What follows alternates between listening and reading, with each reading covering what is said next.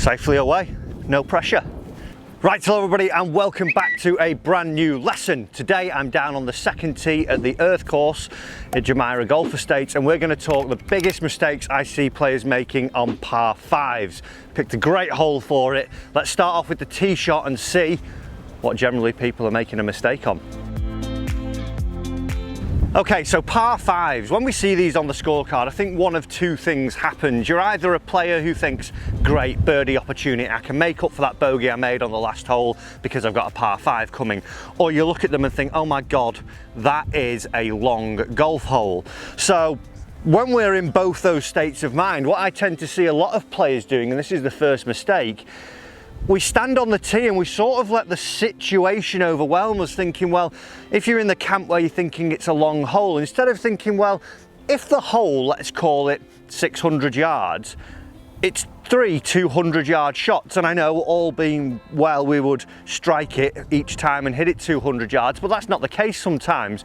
But even if you hit 3 6-irons that went, you know, 180 on the best one, then 140, and then you get another 6-iron and it went 150, you're not that far away overall. You're going to be getting closer and closer. So if we can get a good drive away and not stand there and think, well, this is so long, I need to smash the life out of it to make this hole shorter, and par fives are a time anyway when you hit it hard and hit it long. The big problem with that would be that yes, it is a long hole, but I can make it even longer by hitting it further into the trouble.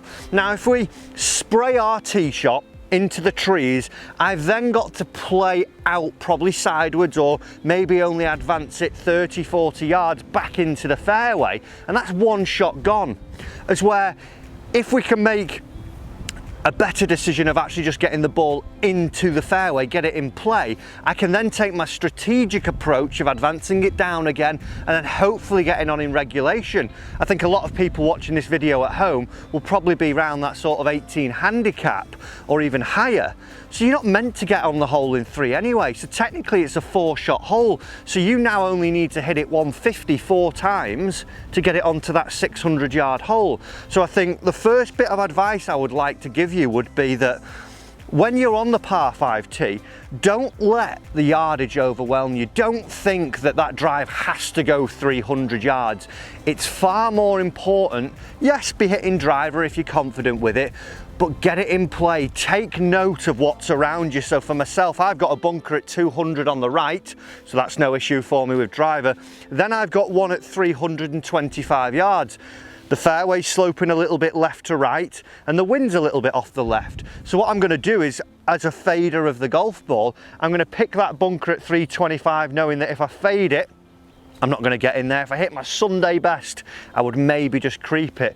But it gives me room to work it back into the fairway, knowing I'm going to go over the top of this 200-yard bunker and not think I need to smash it. I'm going to think more about getting it in play and making it then that I might be able to go for it in 2. But the first priority is get it in play. It's not smashing the living hell out of it. So let's give it a go, see if I can get it on the fairway.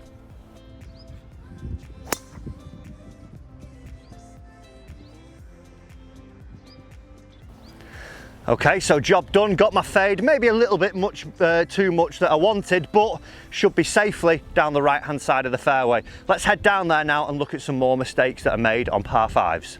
Okay, ignore what I said off the tee because I've actually just run off into a little bit of the fairway. I'm 1 footstep away from the fairway. But the next mistake that I would see, if we've got away safely like so, would be, well, you know, right, I've hit a good drive, I'm going to go for it. And just blindly pulling out a wood and not taking into account what's going on. And it's one of those things that if you're a member of a golf course or you play the same golf course every time, it's very easy to fall into this trap. The 5th hole at Warrington, when I play there, par 5, I always go for the green in 2, even when I think, well, this lie's probably not better, and if I hit another club I might be able to make it a bit easier for myself. So don't be suckered in that just because you've got a good drive away means that now you have to go for it. Take stock of the situation. So for myself, even to the flag, it is 260 yards. I've not played the course before. I don't really know what's going on down there. I know there's a lot of bunkers down by the green, but even on the left-hand side, if I zap one of them, it's 190 yards. So I could comfortably hit, with this wind and the heat, I could hit an 8-iron, and I've only got a 60-yard pitch, and that would make me probably a lot more comfortable than I would do hitting my 3-wood. Trying to hit a high rescue club here, I think it would be for me, trying to land it onto a small green. So go for the shot that is going to make you comfortable. Don't just think, well, I've still got a long way to go, I need to hit something as far as possible. Try and play to your strengths. If you're great with your 5-iron, let's say, maybe hit 2 5-irons down there, or lay up to a distance that you want to.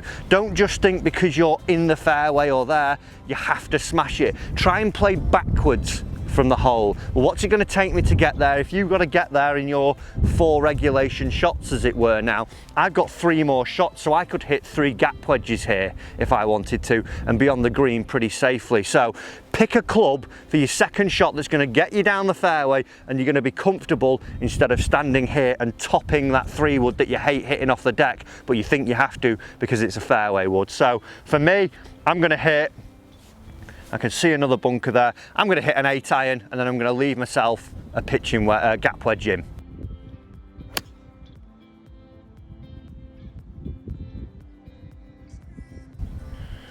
Safely away, no pressure.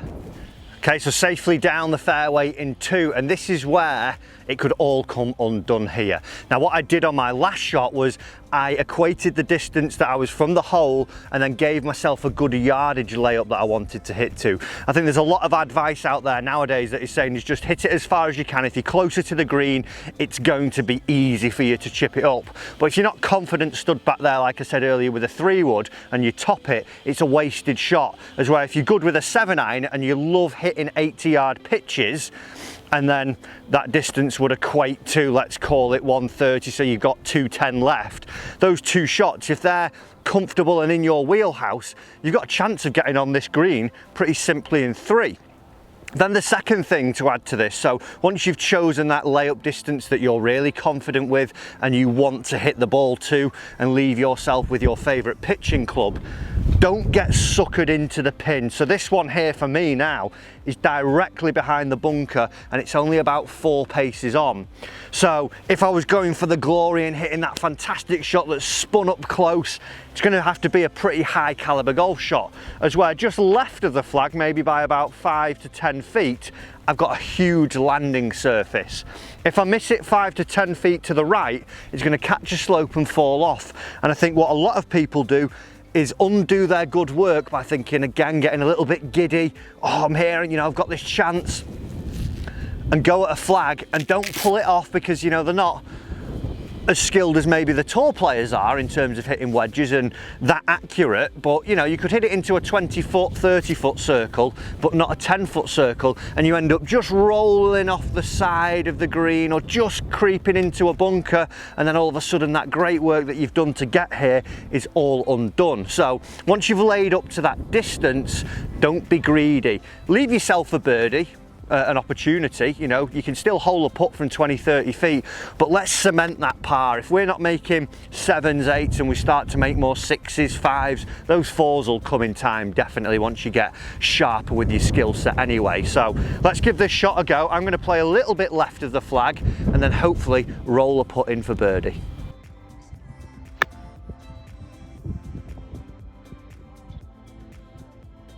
Okay, not my best work there, a little bit skinny, but because I've given myself that little bit more room for error, I've actually got a putt for birdie, albeit a slightly longer one, but I'm on the dance floor. Okay, so we've got down onto the green and we're here for 3. You might be here for 4. We've still got a bit of work to do, and again, this is where I see another mistake starting to happen. We lose focus, we get a little bit excited that there's the potential of a birdie or that par, and we think, right, I've got to make it, I've got to go for it. I've seen what can be a potential birdie turned into 6s, 7s because of 3 and 4 putts from here. So because I am a little bit far away, the reality of me holding this putt now is quite slim. So what I've got to do is make sure that I've not got a tricky putt from a par. I want to take stock of the situation. I've still got work to do. Have a look at the green, see what's going on, and make sure that I've got a tap in for my next putt. It's quite easy to stand here and say that, and on your part it does take some practice just working on your pace putting skills to make sure that you can roll these putts up, because like I say, you've done such a great job of advancing this ball already 600 yards to this spot in 3 or 4 shots. Let's not take 3 more shots to get it into the hole that is 35 feet away. Let's make sure that we're getting it in the hole in 2 putts every time. Ideally 1 would be great, but let's try and cut those 3 putts out. It's a simple mistake, and one that, you know, sounds easy to stand here and talk about, but a little bit of time, you'll get it sorted. So I've taken out of my mind now that I'm probably not going to hole it, but I'm still taking stock of the situation. I'd come and have a look at the putts, see how far it is. A good idea is always to sort of walk the line or just to the side of the line of your putt, just to get a feel for how far it is. Your brain starts to understand that distance. And then from there, a few practice strokes, looking at the hole. Let's see if we can roll it down close to the hole and make an easy par.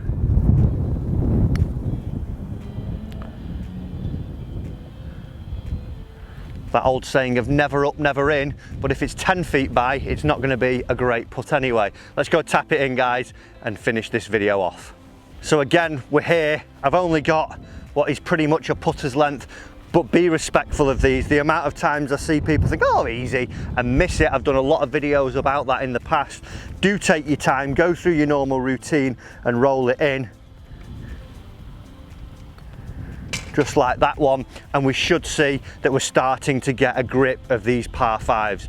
Guys, I hope you've enjoyed the video this week. Those were just some of the ideas that I have on why people are making mistakes on par 5s. We get scared of the length of them. We're trying to hit that wood we don't like off the fairway. We're not playing to safe parts of the green, and we then mess it up once we get on the green by not taking stock of the situation. Try and get rid of those errors, and we'll start to see that you aren't making those mistakes and you're making better scores. I hope you've enjoyed the video. If you have, smash that like button for me. As well, hit the subscribe button down below, turn on the bell notification, and I'll see you in your next lesson.